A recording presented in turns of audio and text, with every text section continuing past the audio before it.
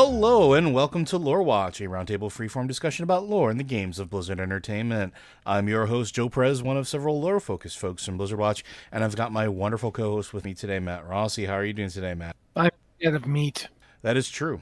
So, for those of you that are tuning in possibly for the first time, welcome. But just so you know, we are Patreon driven, and this month we are doing a bit of a Patreon drive.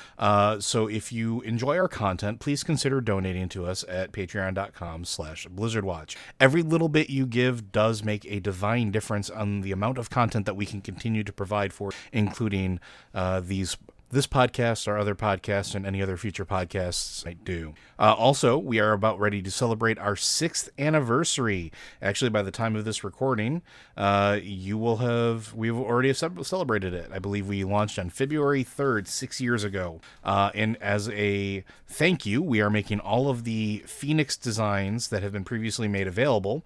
They're basically up again. Everything from our first anniversary to the current. There's a post over on blizzardwatch.com where you can take a look and see if there's any of that merch you wish to purchase. And this is t-shirts, mugs, stickers, and more. And that sale will be going on until February 21st. So today, at this recording, is the 7th. You got a little bit of time. But yeah, if you are interested in any of that, by all means, stop by the website, click the links, and yeah. Get yourself some sweet merchandise because, of course, it's there for everybody to love and enjoy. But today we are going to be answering more questions from you, our listeners. And if you have questions for us, be sure to send them in. You can send those questions into podcast@blizzardwatch.com, which will basically give us an email and specify which one of these shows you want it to go to. If you are a Patreon supporter, you can go to our Discord channel, and in the Patreon supporter and Q questions channel, you can go ahead and put your question in there. Several of our questions today did actually come from there. If you are not a Patreon supporter, and we understand if you can't, there is a regular Q and podcast questions section where you can put your questions, where if we run out of stuff in the other ones, we will look there to try to grab some questions. But without further ado, let's get started. Hello, Keepers of Lore. I was super excited for the start of this expansion. I came back in with my pally and was super impressed with the way the story made me the center. Made my character part of the cinematics, and for the first time, I felt important to story. The main story was pretty good. A solid, good story. After I finished that and joined the Kyrians because my pally was concerned about Uther, that's where it all falls apart. We learn we, the Kyrians, are still sending souls to the Maw. This is stupid. I don't care what the story says, it's stupid. So many other reasons to pick on my souls are getting sucked in, and the writers picked this one. Now I've now freed Jaina, Thrall, and Bane from the Maw. Got to save Anduin now. Is it weird that these leaders are all save Anduin BFFs when we were at war again? Also, Thrall, I met your mom. Now that you have some time on your hands, want to go say hi? No? Okay, stay in Oribos. Everyone calls me the Maw Walker. That's fine, but for some reason it feels weird when Jaina, Bolvar, and all call me Maw Walker. It's time to do weekly quests for my Kyrians. Save 15 people from the Maw. Hey, we can make this job easier? Stop putting them in there. No? Okay, I'll go get them and bring them back to the ideas that put them there. Or to the people that put them there. There's a lot here. Yeah, there's just way too much here, and I'm sorry, I'm not mean to get to all of this, but it all seems to be central around one of the first part, which is the core part, which is why are the Kyrians still dumping souls into the Maw, and why we're making what seem like bad decisions. So it is a question that I've gotten asked a lot, or at least I've seen a lot, is if we know things are broken and the Kyrians learn things are broken, why are they still dropping souls into the Maw? So, I mean, do you have a take on that, Matt? Like, why do you think that's still happening? Well, I mean, I think first off, the first time the Kyrian find out about it is when Clea is ascending, and then she finds out that the Maw is, everyone's getting dumped into the Maw, and she's horrified. I think in general, the Kyrian aren't too up on what's actually going on, and when they do find out, they're in a situation where they're not. I don't know how to put this without sounding like I'm slagging on the Kyrian, which I'm not trying to do, but the Kyrian are not good at reacting to things. No, they're sort of all in on this whole, like, this is how we do things, we're going to follow the process type thing, they're right? Extremely regimented. In fact, I think this is, in fact, part of the story from the beginning, and I feel like you kind of have to really pay attention to it. If you join the Kyrian, it is your role to change them because they cannot change themselves. Yeah. And that is something that the story is trying to go over, the concept of getting an outsider perspective, getting, when you are in an organization, oftentimes it doesn't react well to change. And especially in the case of the Kyrian, they've had a way that they've been working for literally millennia. However, since this place is timeless, you can't say how long it's been, but as long as they've existed, they've had this specific way of operating.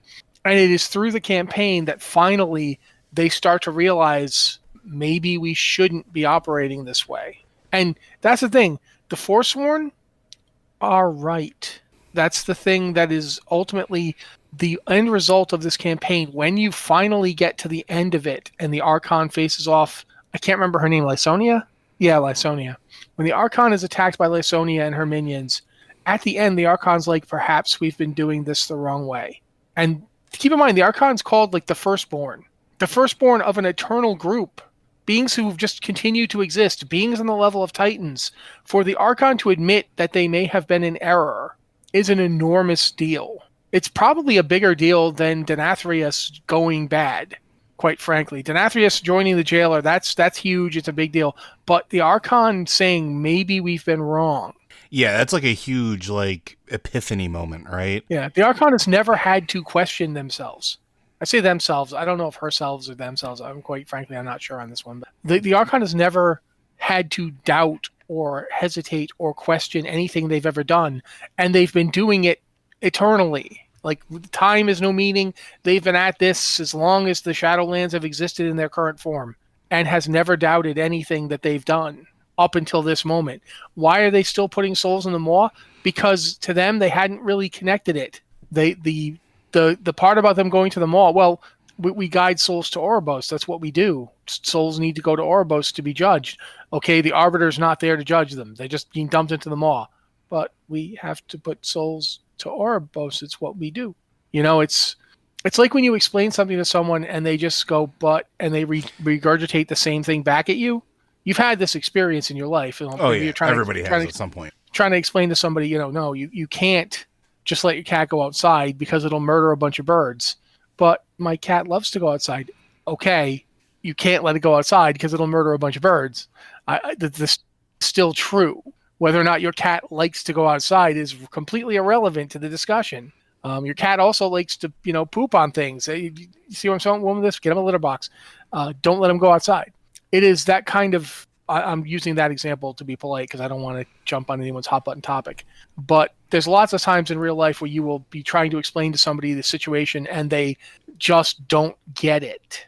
That's the Kyrian. It is so antithetical to the entire worldview they've built up that you have to practically destroy that worldview to get them to start thinking about it differently. And that's why they have you show up. It's what you're for. And think about it this way, too. Like, the Kyrian are a people which, and this is so central to the story, and we talk about this a lot, they've given up who they were in life to serve a very specific and narrow purpose. That's what their entire current existence revolves around it, right? That's what defines them, that purpose, that goal, that and it's when that becomes all you are, it's really difficult to think critically about what you're doing because you have nothing else to judge it or base it against, right?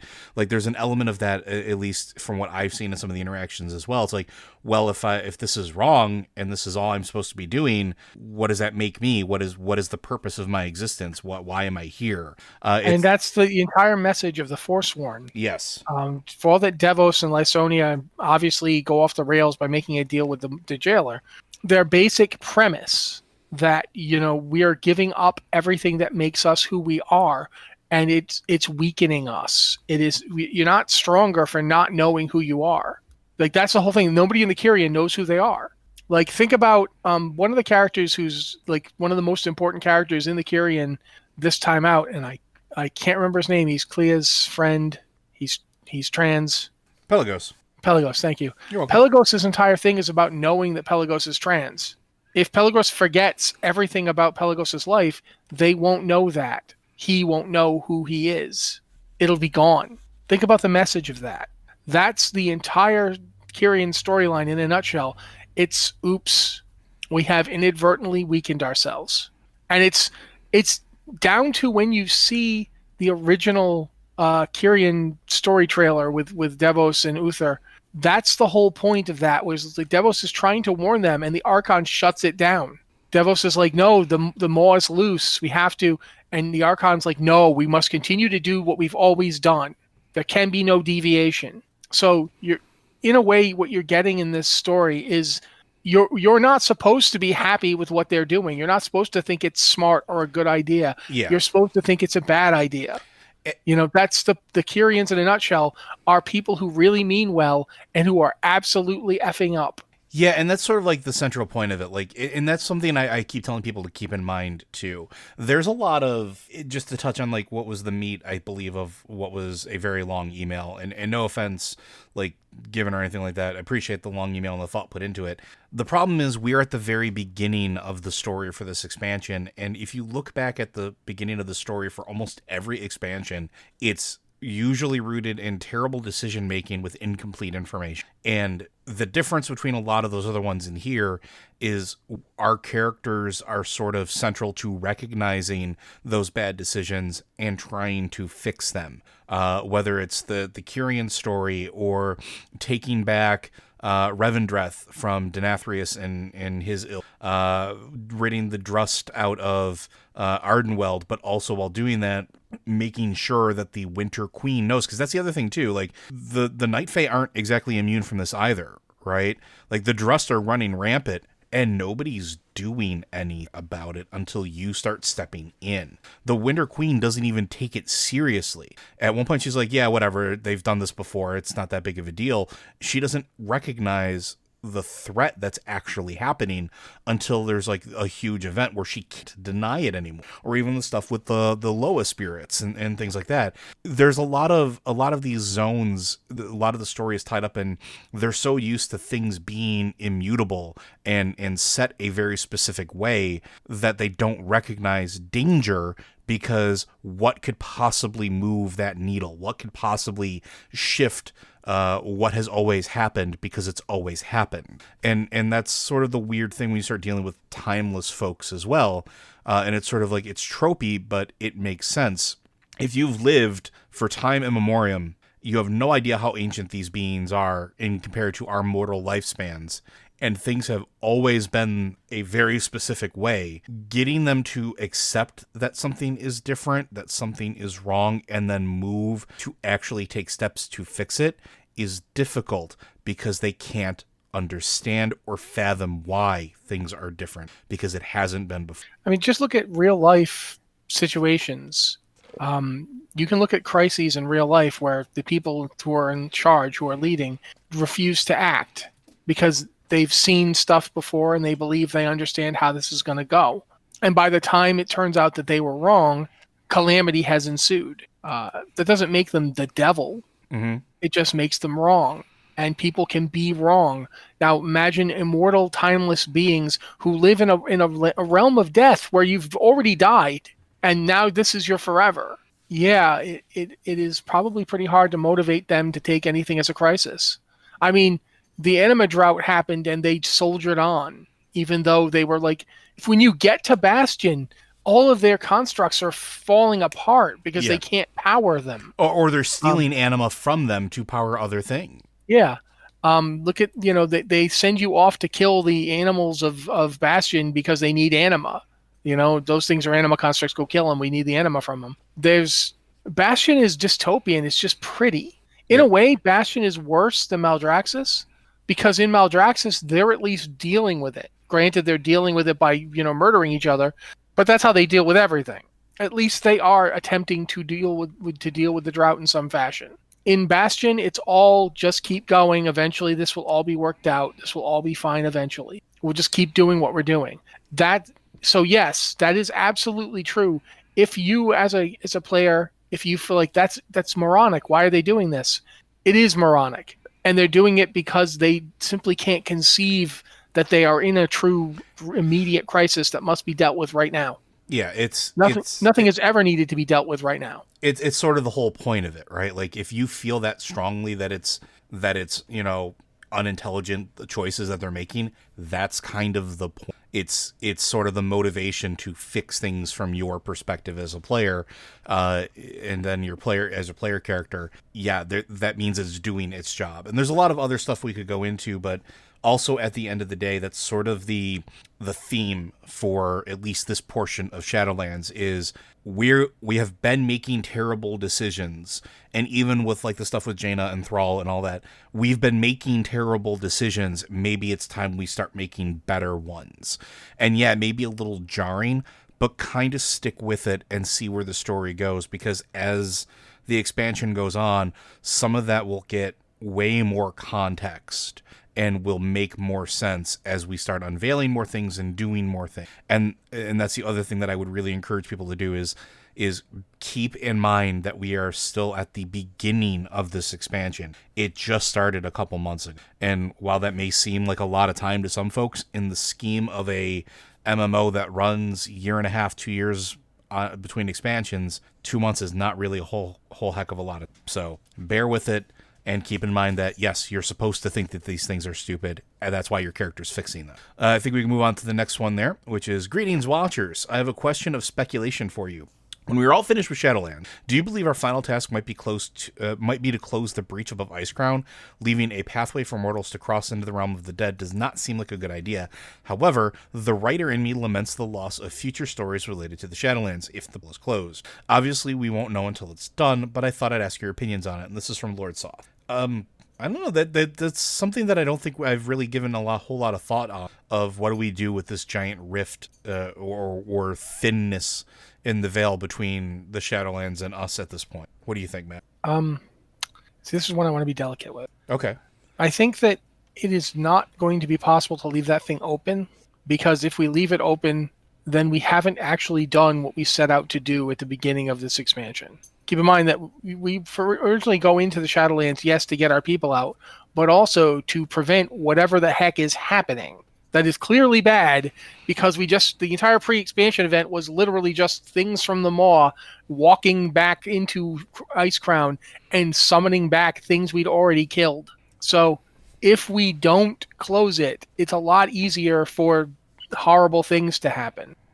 Basically, World of Warcraft kind of has a resolution problem the past few expansions. Warlords of Draenor sort of resolved itself to a degree, although obviously something carried forward that then sparked off Legion. The end of Legion didn't resolve itself at all. Giant sword stuck in the planet, didn't get resolved. Goes into the next expansion, Battle for Azeroth. Doesn't get resolved there either. Now, it could just be a permanent thing now that is part of the world, and that's fine, but you gotta eventually resolve some stuff. That whole bit in Legion, the end of Legion did not resolve, and has not resolved yet. Meanwhile, the end of Battle for Azeroth, sure, it resolved. We dealt with N'Zoth, but stuff like the burning of Teldrassil and the destruction of Undercity, no resolution for either of those. Yeah, even the conflict between the factions, while it's in a weird place, hasn't really fully been resolved yet either. Let me put it this way. Where do the Forsaken, well, they're not living, but where do they go now? Do they just have to stay in Orgrimmar's sewers all day? What are they doing? Like, where are they? Where is the place the Forsaken can rest? Because they do rest. Where can they do that? Where is home for them? Do they have one? I could not tell you. Teldrassil got burned down. The Night Elves are now kind of up on Hyjal. Doing what? Like, are they building a new place to live? Is there going to be, like, at some point, are we going to get a new starting zone for the Forsaken and Night Elves? Because they don't have one anymore. If you start a brand new level 20 and you don't want to go and do the Exile's Rest thing because you've already done it, like, a brand new level 1, sorry, and you've already done Exile's Rest once and felt like that was enough and you don't want to do it again, where does your Night Elf go? Where do you start? Do you start on Darnassus, which isn't there anymore? Do you start on Teldrassil? And if you're Forsaken, same deal. And it hasn't been resolved. Now, should it be resolved? I kind of think so, yeah. But regardless, if we get to the end of Shadowlands and we don't resolve the giant hole over, that's 3 expansions in a row where major league plot elements that are thematically tied to the expansion they're in have not been resolved. It's one thing, the end of Legion thing going on into Battle of Azeroth made sense because that was the plot of Battle for Azeroth, was that the wounding of the planet caused the Azerate to come up and we're fighting over that. That made sense. But at the same time, we're now 3 expansions in and we still have not fixed that or even really dealt with it. Mm-hmm. And meanwhile, like this major thing that was part and parcel of Battle for Azeroth, that kicked off Battle for Azeroth, the destruction of Teldrassil and the destruction of Undercity, hasn't been resolved, and we're now in a second expansion. And this expansion has nothing to do with that. I mean, it comes up from time to time, but it's not the thematic root of Shadowlands. That bothers me a little bit, but like I could talk for a whole hour about how I'm still mad that Azerite is taken care of, but you're making a very good point where I think that I agree that we have a resolution problem and have had, I think, maybe longer than the last few expansions. I think Warlords might be the one that buttoned it up the neatest in a very long time because... Well, you can argue that Mists of Pandaria did in fact resolve things. It just didn't do a very good job of showing it to you. Yeah, maybe. But there was that quest at the very end of the raid where you go and you give a acorn to the Emperor Shaohao's spirit, and he's like, yes, the tree will be rebuilt and the world, the Pandaria will recover. That sort of tied everything up, but it was very much a blink and you missed it sort of thing. Yeah. But at least it was done. Cataclysm, yeah, we killed Deathwing, but we didn't do anything about them old gods, and that came back to bite us. Yep. And it's off, and to a degree, I understand that temptation. You want to leave stuff for future expansions. Sure, but I mean, you have to pick what gets resolved, and there's some things that feel like really big outstanding things. There's a question we'll get to later that I think dives a little bit more into the Night Elf stuff, but like that is something I feel at a very visceral level, because with the Forsaken and the Night Elves, their starting experiences are something that needs to be looked at again, because a part of their resolution rests in that, I feel. But to get back to the meat of the question, there needs to be some form of resolution. Leaving the pathway open isn't an answer. That doesn't necessarily mean that the answer is we have to close it completely. And there might be a way to kind of leave it open enough to do more stuff with, but take care of the breach in such a way that the larger threat is resolved, and we no longer allow those bad things to come through and just randomly start summoning things. It almost reminds me a lot of like, I know we reference D&D a lot, but it reminds me a lot of stuff that used to happen during like Planescape and a lot of the Portal stuff that was written into Forgotten Realms all those years ago, where, portals were created to solidify, stabilize rifts that couldn't be closed. It was just a thing that happened. Spelljammer had them too. They were things that, because these tears in space-time or breaches between planes of existence couldn't be safely closed because too much damage was done, instead they stabilized them so that they could use them and monitor them. It's also a classic sci-fi trope for a reason, with various wormholes and gates and things like that. I could totally see them trying to do something along those lines as well, especially depending on where the expansion wants to go from here. Because this is the big question really is, what do we do after we defeat the jailer? It's going to happen in some capacity. That's not speculation. He's the big bad. They've said it as much. We're going to fight him, and I don't really think the big bad's ever going to really truly win. But once we defeat him, what comes next? Is there more adventure to be had in the Shadowlands? Maybe. We talk about the idea that the Shadowlands is larger, more vast, and different than we anticipated. And I think that that's partially true. And I think that it could lead to more adventures later on. And I was often wondering to myself, what happens if we get a way to travel through, essentially space that doesn't involve an Exodar type ship? What if we go to other worlds or other planes of existence that exist elsewhere, and we do it through magical means that maybe cross through the Shadowlands? Maybe something like that comes from this, or maybe it allows us to explore better even our own planet, because we can now travel through the Shadowlands. There's ways that they could resolve this in a beneficial way that answer or solve that problem of, keeping the big things from coming through and destroying even more stuff, but also giving us the ability to have future stories related to the Shadowlands. keep in mind, we know that in some capacity, the Emerald Dream touches it in some way. There are other things that we can go to that definitely touch it, so why not? Why not explore that? Why not explore that as a way for us to have our cake and eat it too a little bit? Because you can have resolution without complete shutdown. And it's just a matter of doing it in a way that allows you to solve a problem while opening up opportunities. At least that's my opinion on it. And it's something I kind of hope they do, because I really do like the idea of the Shadowlands as this vast expanse that touches everything in creation in some manner, and being able to explore that more, or to use that for other stories, for different places, or different races, or future endeavors. It interests me. It kind of becomes what the Twisty Nether should have been. And I'm kind of on board with that. But anything else to add to that one, Matt? No, I think we pretty much covered my opinion in the earlier rant. All right, our next one comes from Memeth, who is a fresh Patreon supporter. Thank you very much. Since time does not flow the same in the Shadowlands, what if the Drust that escaped from Ardenweld are the Forsaken that came back?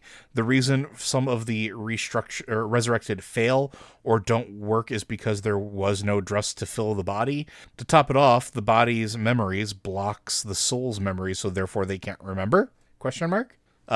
That's an interesting theory, but I don't know that that's necessarily possible case. What do you think, Matt? I mean, it feels like the kind of thing that someone comes up with because it's a cool, ooh, I hadn't thought of that moment, but it doesn't have a lot of narrative weight. Like if they decide that, then it's a retcon, because there's no way that that's what they originally intended for it. And it also doesn't kind of work with the idea of people who, while they're mindless undead who slowly remember who they were, because why would the body's memories block the soul's memories? Like, what's your motive? What's your reasoning for that? Like, why is it? If anything, it feels like the soul's memories are what's driving those bodies. If you look at Before the Storm, you see a lot of the Forsaken have these memories of their past lives and have feelings about those people. Those feelings are deadened by their bodies, but they exist. So I don't know. I mean, I can't tell you it's not the case. I just don't think it is, because it's one of those situations where if that's what they were doing, I think they would stop doing it because it's not what they want. You know what I mean? That they don't want to be rotting husks of dead humans who don't remember being them.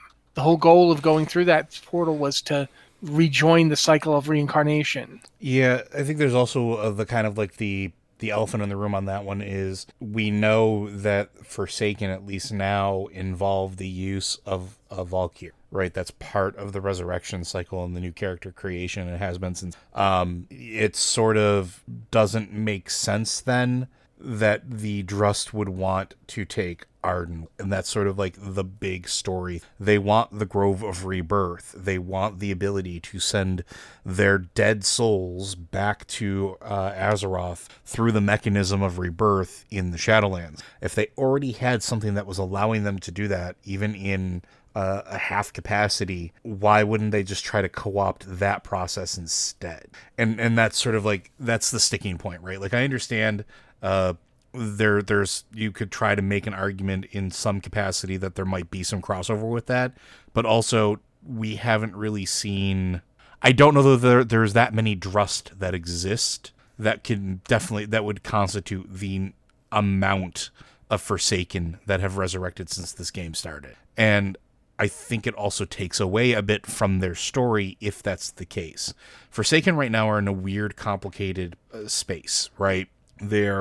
And they have been since Before the Storm, when some of them want to get back to their lives. They remember who they are. They have feelings. They have that emotion.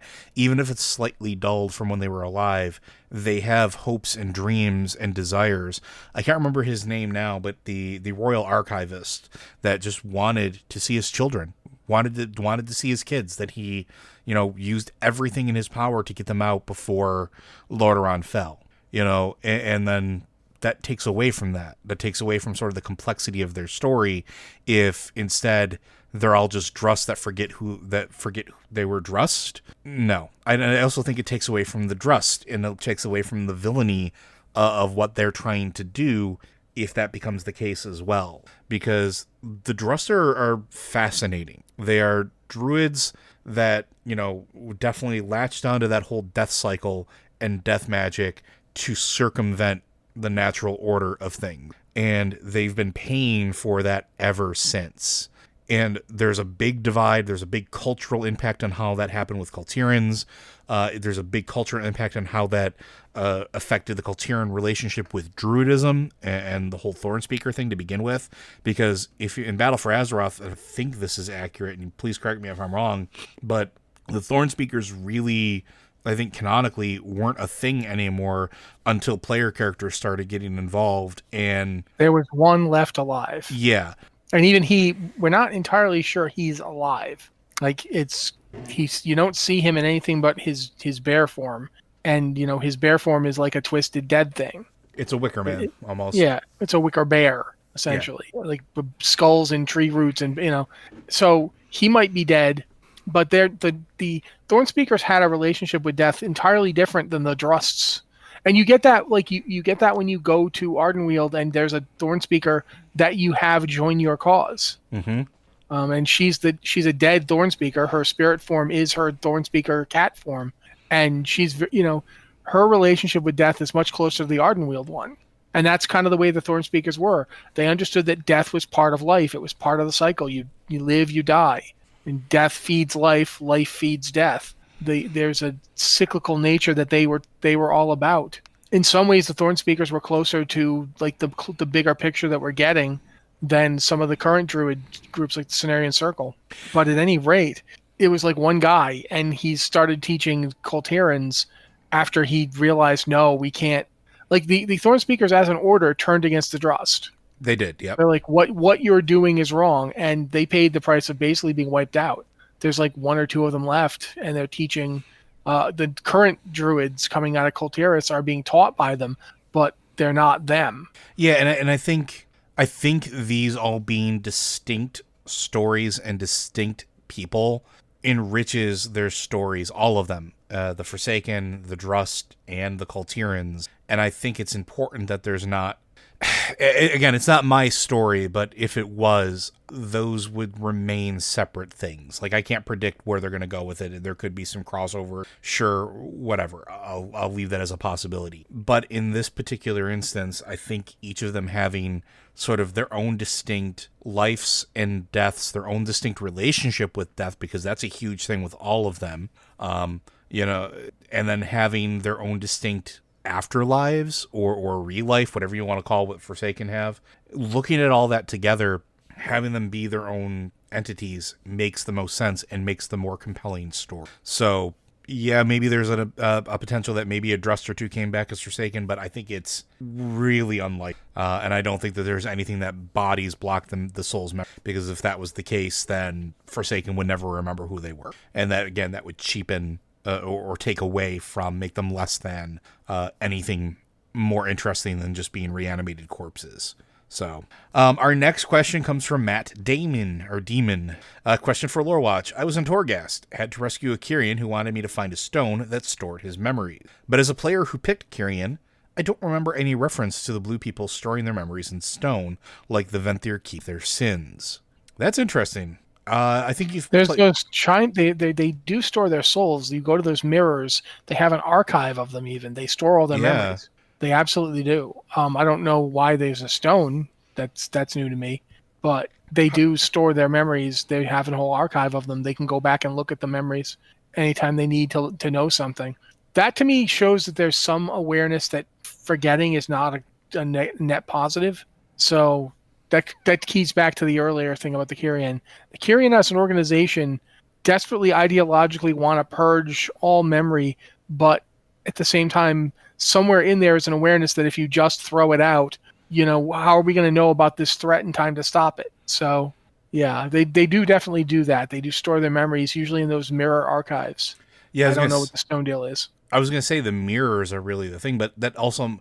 It begs into question why mirrors, or if it's any polished surface or sufficiently anima-infused surface could do. Like, I think that might be a fascinating thing to explore. Is there a reason that this one happens to be in a stone? Is it because this is a polished stone? Because we know in real world culture, polished glass like stone were things of not just like beauty, but also reverence.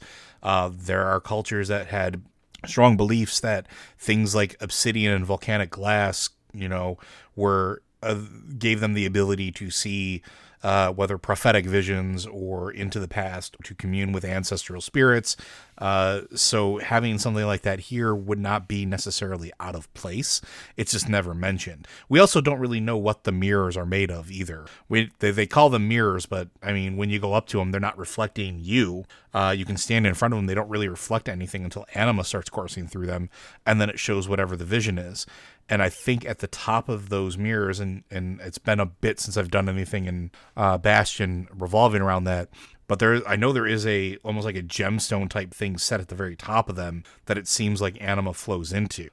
So it is possible that maybe it's not the pain that does it, but that stone at the top, and maybe this is a reference to that. I mean, possible, but I don't know. I don't know. Anything else to add to that one, Matt? No, I think it's generally the case that we know that they do store their memories, but we don't know what the deal is with the rock. Yep. It could be, maybe it's a shard of mirror. I don't know. All right, our next question comes from Tetsemi.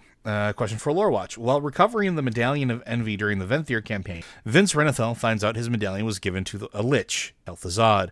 During the conversation with Draka, she asks him, Kel'Thuzad's manipulations have plunged Maldraxxus into chaos. What will your Covenant's medallion, Dominion, allow him to do? He responds, he could levy an army of unwilling denizens of Revendreth. With enough anima, he might be able to manipulate the very fabric of the Shadowlands.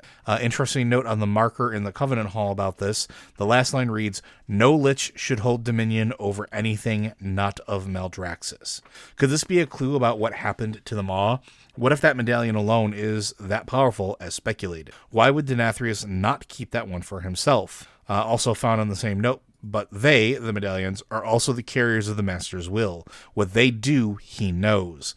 So that may explain it. Wondering how much of his will he can channel through them. I don't know. What do you think? Do you think that it's something that Denathrius could actually exert will through?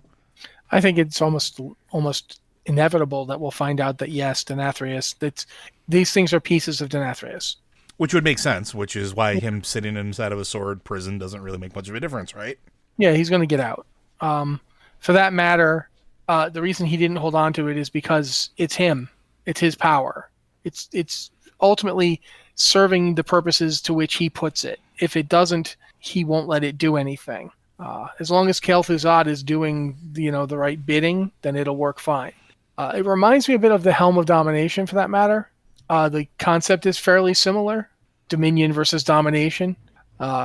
So I would be willing to look at exactly when and where he made those medallions and how he got the ability to do so.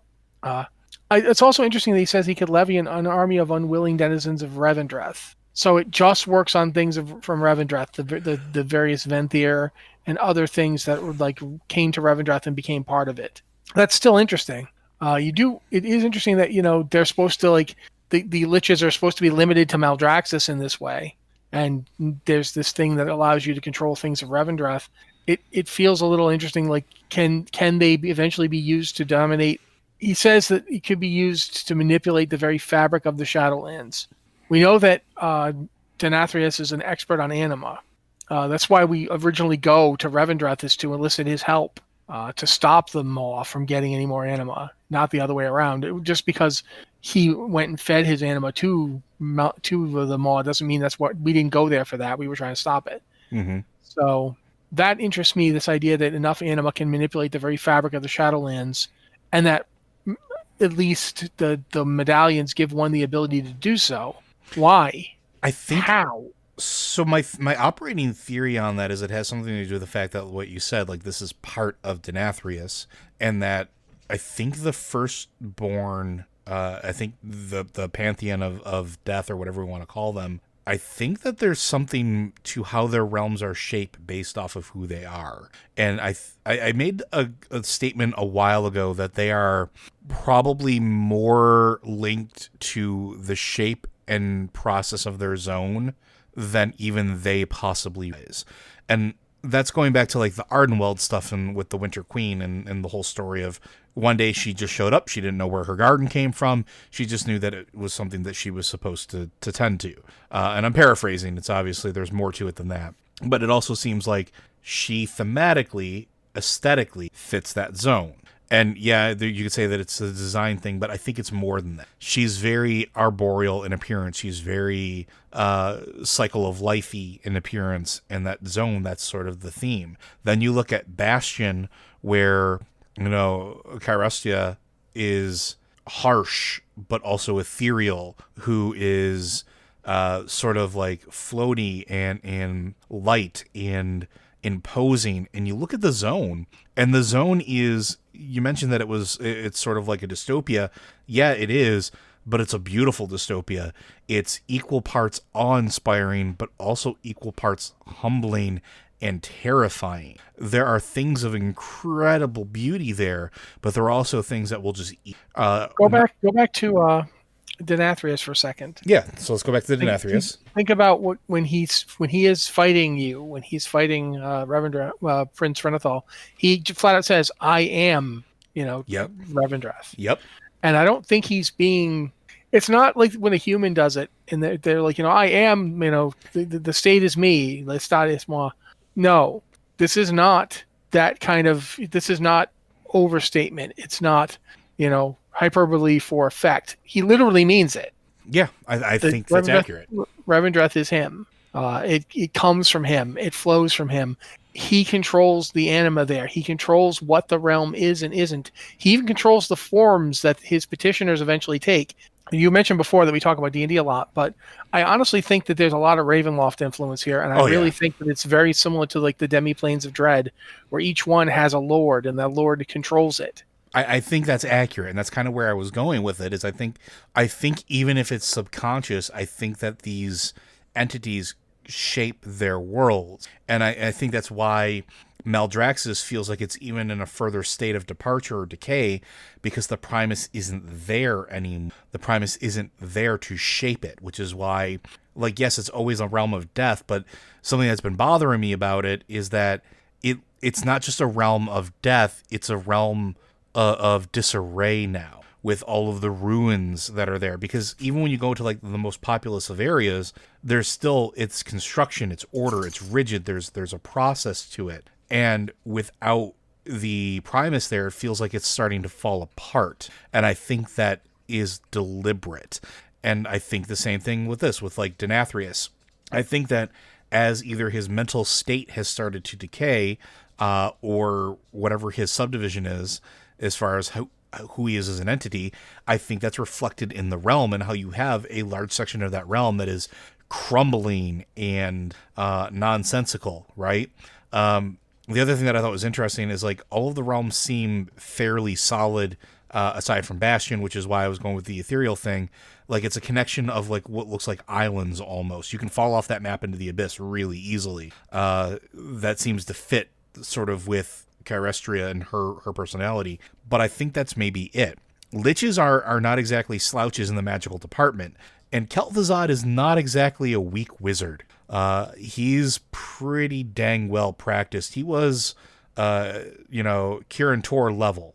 He was on the Council of Six for a while there. Yes, he was. Until he got himself kicked off. And you don't get on the Council of Six by being like a hedge mage, right? Like you are powerful. You understand magic. Your research is solid. There is a reason for it. And you learned a little bit about that if you do like the Mage Order Hall stuff in Legion, where it talks about the archmages that have come before, how they were able to shape reality through arcane powers, and things like that. There's something to that here. So now if you are that accomplished of a wizard in life and become that much of a Billy Badblank, a lich, and let's be honest, Kel'Thuzad was pretty dang powerful as a lich. Now you're in an area where if you get access to a piece of a being that can literally control the shape of reality in its little domain, I think that's more dangerous than even Denathrius thought of. I think giving it to Kel'Thuzad was probably one of the worst decisions he ever made. It might not even have been his decision. He might have been told to do it. But that just seems like a recipe for domination and disaster. because I can totally see Kel'Thuzad using that to take dominion over Denathrius and then start shaping Revendreth, and then by extension learning how that works, because again, wizard, scientific mind when it comes to arcane, deconstructing that process and then applying it to the rest of the Shadowlands. Imagine every realm being able to be manipulated because now he learns how that works. It's an incredibly dangerous thing, and one that, again, we talk about no resolution. We haven't dealt with him yet. We haven't dealt with Kel'Thuzad even in the slightest, I don't believe. I don't even think there's anything in Maldraxxus that deals with him quite yet. I mean, he's involved in a couple of campaigns, but yeah, he's still out there. Yeah, so I think this is going to bubble up, and I think this is going to be a dangerous escalation point. That's just sort of my 2 cents on it, because Kel'Thuzad with anything that powerful scares me. Yeah. That could also be part of what the intention is with the Maw stuff. It could have been part of the gambit of the jailer too, because if Kel'Thuzad can learn how to manipulate anima, he might be able to break open the Maw. Because again, it's a realm likely tied to an individual that I don't know the level of comfort with manipulation that individual has in their own realms, but I could see them burrowing through with the help of Kel'Thuzad, greater Shadowlands, and that just is scary. I don't think it's an army of denizens we have to worry about. I think it's going to be whether or not Kel'Thuzad figures out how to open up a portal or punch his way through. That's my 2 cents.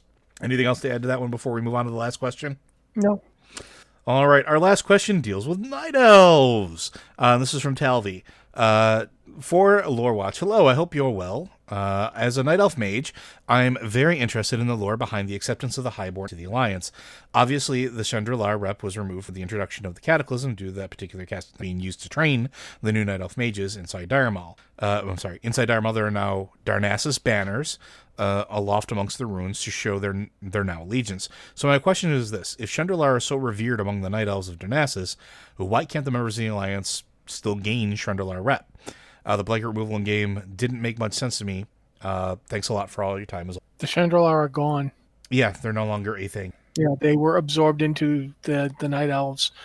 They're considered, like, if you are used to be Chandrilar, then you're now a mage working for the Night Elves. You're considered like a Highborn inside the Night Elves. But the Chandrilar, that's the organization that the Prince was part of, and the organization that you were grinding rep with were the survivors who were like, the Prince is kind of nuts, help us. That's all done. The ones that were going to leave left.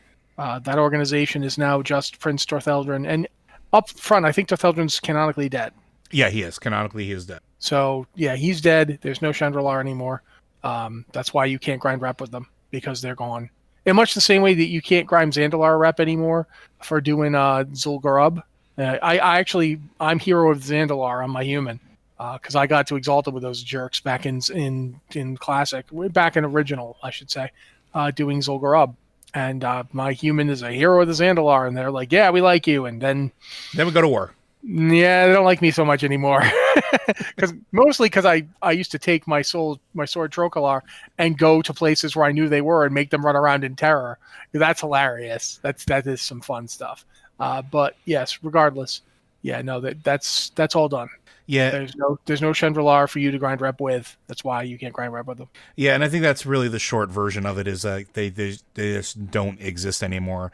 But I was talking with Talvi a little bit after this question came in, and there was another question that spawned from it, which I will ask here as sort of a supplemental one, which is, now that Darnassus canonically is burned, there is technically no starting area for new Night Elves that want to go into whatever the role is that they take inside of society. And yes, we have the Exile's Reach and all that stuff, but canonically, we don't have a racial starting zone anymore for them. And we know that the Night Elves have moved to Hyjal. That's where they're held up now. How do we think that could move forward to sort of give them a semblance of, I don't want to say normalcy, but a sort of return to that route? Right? Like, is there a way that we can do that doesn't really alter that starting experience, or does alter it in a point that makes sense? Well, I mean, one of the things I've been thinking about for a long time is this. Darnassus and Teldrassil was a 15-year aberration. Mm-hmm. If you look at the previous 10,000 years, The Night Elves did not have a centralized location. Hyjal was the closest they had to one, and it wasn't. They didn't all live there. It wasn't a capital city. It was just an important place to them. They had other places. In fact, throughout Kalimdor, several of which have been taken by the Horde since, but there's places throughout Kalimdor, Ashenvale, Darkshore, Theralos, Desolus. Desolus. Yeah, Desolus. All places that the Night Elves had locations. You can go see, like, if you go to Desolus, Nigel's Point is built right next. There's like literally Night Elf buildings. It's built in Night Elf buildings. That's all over, going up and down Kalimdor. Thousand Needles. There's a Night Elf encampment right on the edge of it. It's still there. It's being attacked by the Grim Totem as of Cataclysm. Obviously, it's been a long time. But there were Night Elf settlements all over the place, up and down Kalimdor. And I think decentralizing would make sense. Being centralized into like one location like they were gave the Horde a really good place to attack. Their previous 10,000 years of decentralization, not nomadic, they weren't nomads. They were decentralized. They had little settlements all over the place. So if you wanted to like destroy the Night Elves, you could start burning little villages and you'd get a few, but then the Night Elves would react. That's what happened in the war against the Karaji. They started seeing the Karaji come up and they mobilized and they came together, but they don't spend all their time in one place. I think that would make sense. Like Hyjal goes back to being the most important place for Night Elves. It's where you go to, like, for lack of a better word, since you're playing when you're playing a new Night Elf, you're basically playing somebody, stepping forth and into their role in society. They would go to Hyjal for that. That makes sense. And then through decentralization, you get your posts somewhere else, which would make sense. Yeah. You go where you go and explore. You go and do other things. You don't stay in one place. I would feel like it would make sense from a Night Elf perspective to view Teldrassil and Darnassus as proof that it didn't work. That having one big central location, which they did partially because a failed druid told them they should do it. It was Fandral Staghelm. Druid. Yeah, Fandral Staghelm was the one who said they should do that, and that whole time he was being influenced by an old god, and that old god's follower, Xavius. And the tree was corrupted for most of its existence. It wasn't cleansed until the Dragonflight finally came together, and 2 out of 3 of them finally renewed their blessing on it. The third one being Nosdormu, who did not. But that's the only way they only cleansed the tree fairly recently. So just from the beginning, that tree wasn't supposed to be there. They've got a new world. They've got the original world tree back now. It's regrown again. They made an attempt based on Fandral's idea that world trees solve everything. That's always been Fandral's go-to. When in doubt, plant another world tree. It has not worked yet. Fandral it didn't work up in Northrend either. It didn't work when they started planting like little trees on top of old god corruption throughout the Eastern Kingdoms. Like all those places where we saw Never More Dragons, that was because Fandral was planting trees. Fandral's tree planting exercise is at an end. Fandral is no longer a member of the Night Elves. He's like a dead servant of a fire elemental who was himself a servant of an old god. I think they're going to be like, okay, we've tried this, it didn't work, and it would make sense to go back to the mode of life that worked for 10,000 years. Yeah, there's something to that, I think, and I keep going back to like Warcraft 3, and when Night Elves were introduced as like a playable faction, they were basically coming out of the woods, right? They were coming together for the first time in a very long time. And even part of that story in the campaign was you going to find other packets of them, basically, and get them to join you so that you could then have a larger army to go forth and defend Azeroth. And I think there's something to that. I think having sort of like that return to form would make perfect sense. We've already seen some of that with like the Night Warrior stuff. The Night Warrior is an ancient ritual. It wasn't something that they just thought of on the spot. It was something from their past. They're starting to learn that maybe being involved with the Alliance and their politics isn't going to be helpful for us. Maybe we should take a step back and worry about ourselves. Maybe we should decentralize. Maybe we should go back to the shadows and have smaller, more mobile, more versatile population centers that can strike back with guerrilla warfare, because that was sort of the story of them throughout that 10,000 years, is that, like, you come across their territory, you basically got murked. The trees came alive, the shadows formed into these entities, took down whatever encroached upon their territory, and then melded back into the shadows as if they never existed. That was like the biggest flaw that the Night Elves have had in the past 15 to 20 years is having a place where their enemies knew to go at them. Yep. And it's happened in Ashenvale. It happened in Cataclysm. When the Night Elves have established locations, that's where the Horde just comes in overwhelming force and burns it down. And because the Night Elves aren't genocidal, they've had 2 opportunities to pay the Horde back, and they haven't taken them. I mean, like, even when they were in Orgrimmar, and they came in force to Orgrimmar during the siege, they don't just keep killing once the fight's over, and they could. But Tyrande went along with the idea to just leave. And then now at the end of this expansion, again, they have backed off, even though they had no real reason to. And it's obvious Tyrande was so occupied with Sylvanas.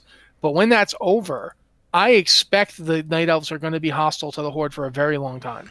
And I think they should be, but it also makes sense even just beyond the Horde. We've seen so many crazy big threats happen to Azeroth beyond the Legion, and now with the breach in the Shadowlands being open, plus we don't know what else is out there, that it just makes sense that they would want to be as safe as possible. They would want to have their people spread out so that they couldn't have that much destruction and horror visited upon their people again. Basically, you don't want to have a situation where somebody can just, throw you some fire catapults and take out your whole, like, a big population center. That's what other races do. It's not a Night Elf thing. The Night Elves, in a way, it was kind of going back to the way they were 10,000 years ago when they had huge cities, and they had, so I think that there's a way for it to work where you basically just have Hyjal as the cultural center, but you don't have a population center because it doesn't work for you. It's not effective. Yeah, and I think I agree with that. So who knows what's going to happen with that, but I think that this is one of those instances where I think, going back to one of the original statements Matt made at the beginning of this podcast today, is this should be part of the resolution. There should be something that comes from the Night Elf story when it resolves that addresses this, because I think it's important. And I think, because I remember the very first time I rolled a Night Elf and went through the intro experience of Darnassus and went through all of that, and thinking to myself, this is really, really cool, but also really, really weird, because this is not what I thought I was getting into after Warcraft 3. And having something that maybe addresses that and says, yeah, this didn't work, we're going to go back to being ghosts of the forest, and yes, we'll have places where we can meet, and maybe our military will have, like, places that they have strongholds or whatever, that's fine, but women, children, old people, artisans, stuff like that, non-combatants, yeah, they're going to go hide now. They're going to go be in decentralized locations. I'm sorry, dude. You meant men, children. You know what I meant. Yes, sorry. The women are... It's a matriarchal society, yes. That's also something I would like to see more of. I would like to see them possibly even be a backlash to the idea that, everybody should be able to do everything. Maybe they're going to be like, no, we lost our way, and you'd see some back and forth on the concept of a gendered society where the gender that dominates is women. Actually work on that a little bit. But we don't really have time, or I would start going on about what I think the Forsaken need as well, because the Forsaken also need something. Maybe that will be our next episode. Maybe we'll go through and do a whole Forsaken / Night Elf house. I don't know. If you have thoughts on that, let us know. But definitely think the Forsaken need to be talked about. We definitely need to talk about them at some probably very soon. But Blizzard Watch is made possible due to the generous contributions at patreon.com/BlizzardWatch. Your continued support means this podcast site and community is able to thrive and grow. Blizzard Watch supporters enjoy exclusive benefits like early access to the podcast, a better chance at having your question answered on our podcast or the queue, and an ads-free site experience. Also, again, just as a reminder, if you are not a Patreon subscriber, please consider doing so. It gives you early access to the podcast, like we said, an ad-free site experience, quicker access to Matt and myself for podcast questions should you want to ask them, since we have a separate channel set aside specifically for Patreon supporters. And it does allow us to continue making this content that hopefully you enjoy. And we are even if you can give us just like $1 a month, it helps. And if like 100 people give us $1 a month, that's an extra $100 we can put into doing more content like this. Yep, or continuing to do the content that we are already doing. Because, again, that level of support is what allows us to do what we're doing today. And also, I mentioned it at the beginning of the podcast, but if you are interested in some sweet Blizzard Watch merchandise, we are celebrating our 6th anniversary, which just passed. But on our website, from now until February 21st, there is a link and a post detailing all of the cool Phoenix merchandise that you can get from Blizzard Watch, whether it's mugs, t-shirts, hoodies, a whole bunch of stuff, and it's all of our anniversary art that we've had since day one. So if you want some of that sweet merchandise, you want to be warm, the hoodies are really nice. I have one. I like them a lot. Or if you just want to have us a little warm cup of coffee or hot beverage in a mug while you listen to us on the podcast and have a nice little Blizzard Watch logo on it, now is your time to do so. And doing so does support us as well. So thank you very much, everybody, and we'll see you next week.